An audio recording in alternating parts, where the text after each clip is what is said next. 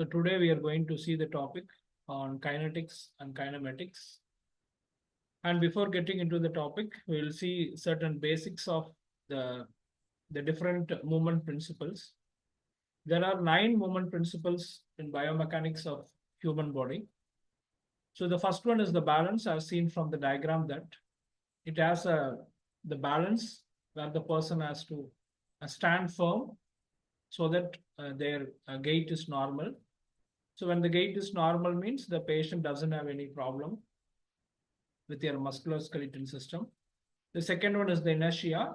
The third one is the coordination continuum, where you can see that the force acting at 1, 2, 3. The 3 has to be coordinated, and the person can move. One very good example is that the snow skating. That is one of the very important thing where they have the coordinate continuum.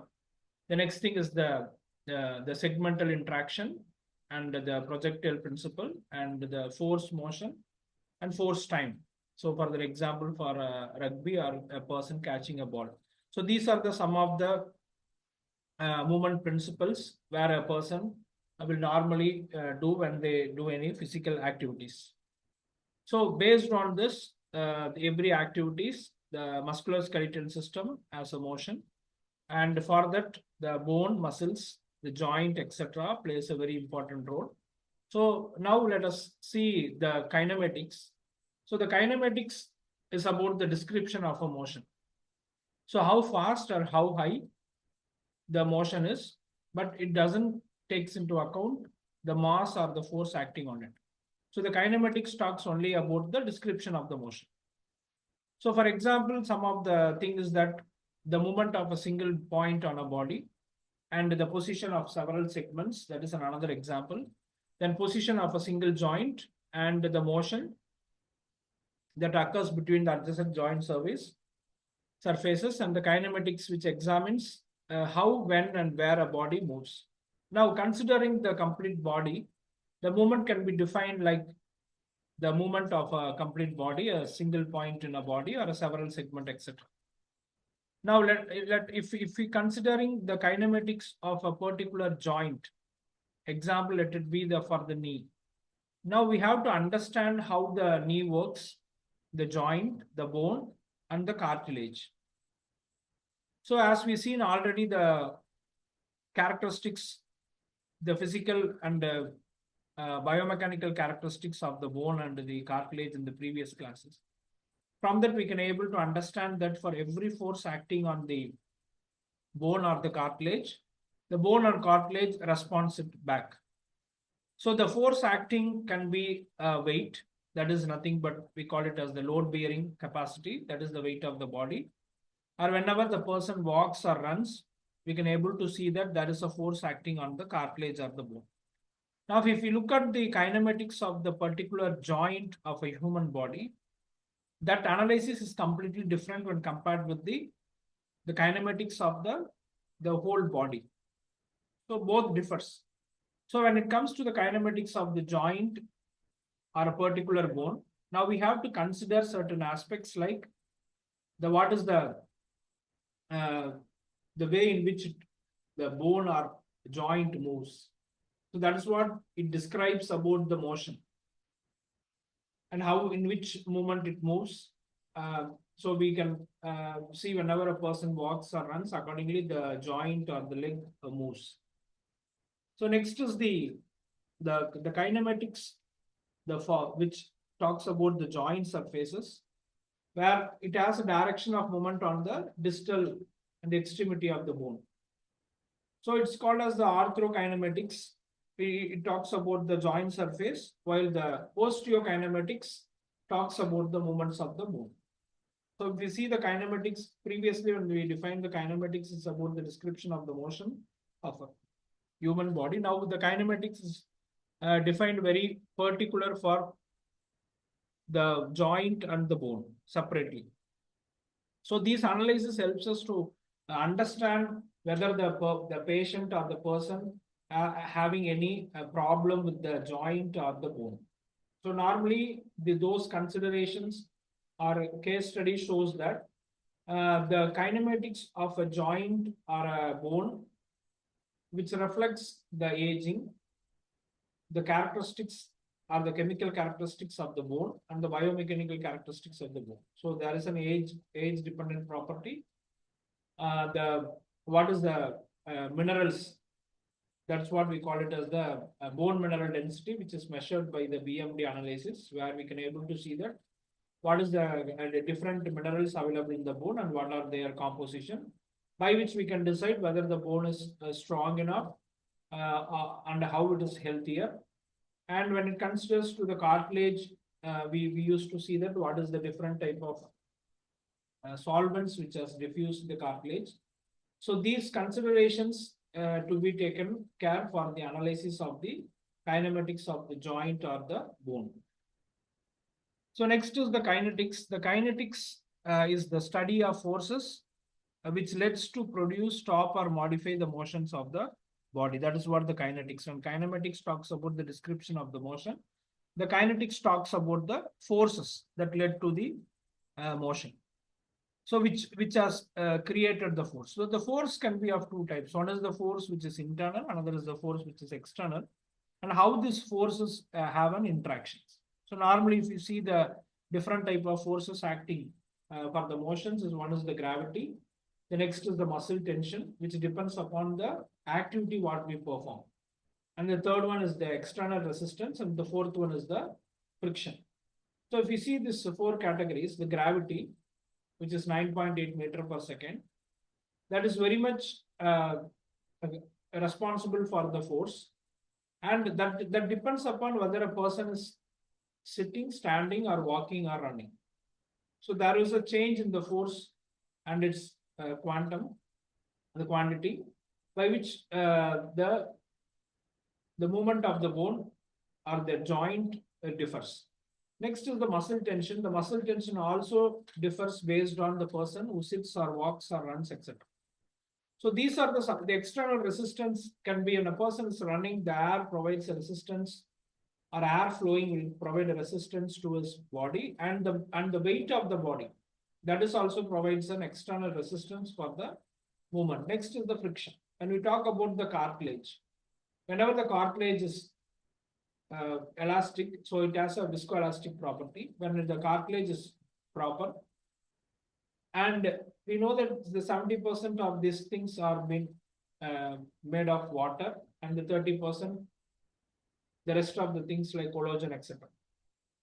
So the characteristics of the cartilage and the characteristics of the bone determines the friction in which the joint moves, the friction.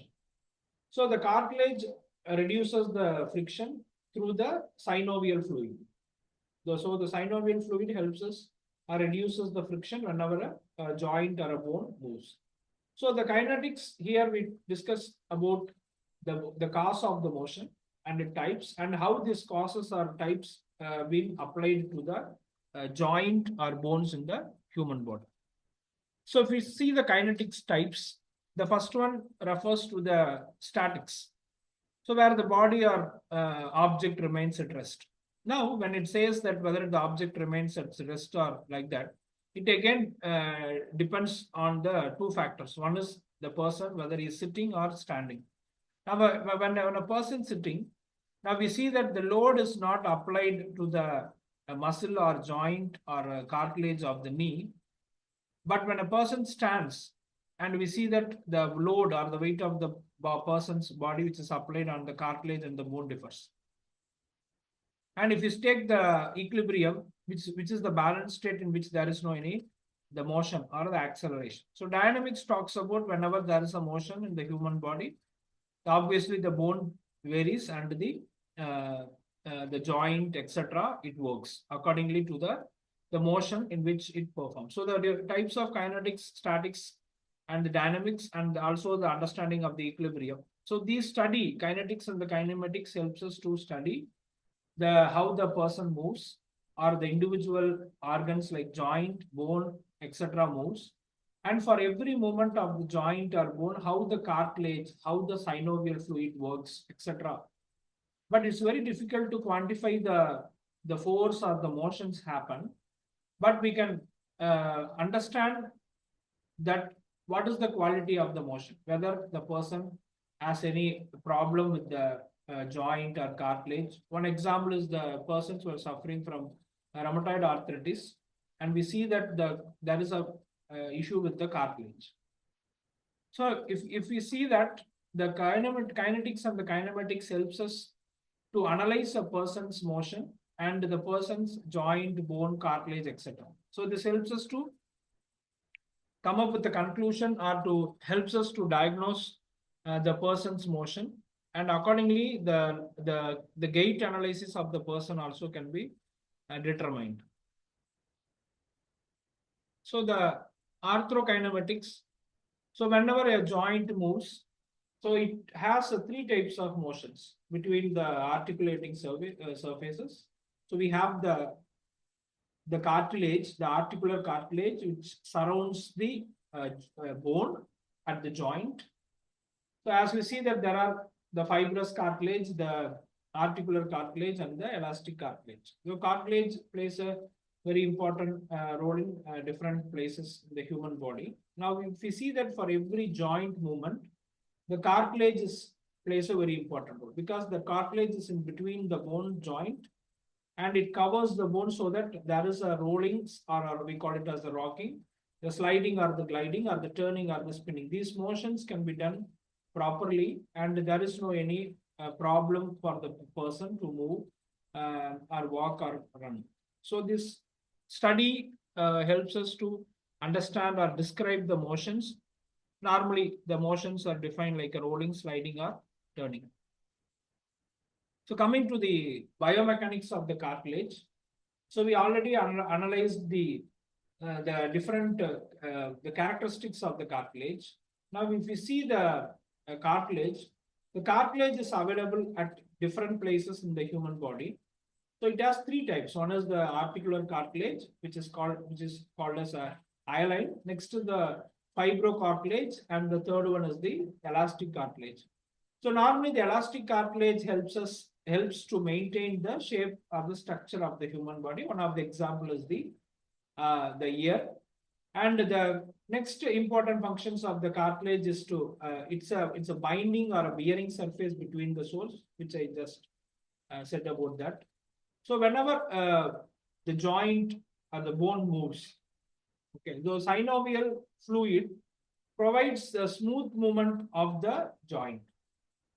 So that is what we call it as the synovial joint. So the synovial joint and the articular cartilage surrounds the bone, so that there is a smooth motion between the joining bone segments. Because the two joints, especially if we take an example with the knee, the two bones are binded together, and the cartilage covers the bone, so that there is a smooth movement in the motion. So some of the examples of the synovial joint is the hip, knee, and elbow are some of the examples of the synovial joint. And this cartilage not only provides the a proper motion of the bone or joint, but it also bears the load of the human body. Whenever a person stands or runs, the load of the human body is applied on the joint. So whenever the force is applied, the force is directly applied to the cartilage, and the cartilage holds the weight of the human body, so that, and it's very elastic in nature, so that the movement in the joint and bone are very smooth. So that's what the cartilage plays a very important role in the movement of the joint or the bone.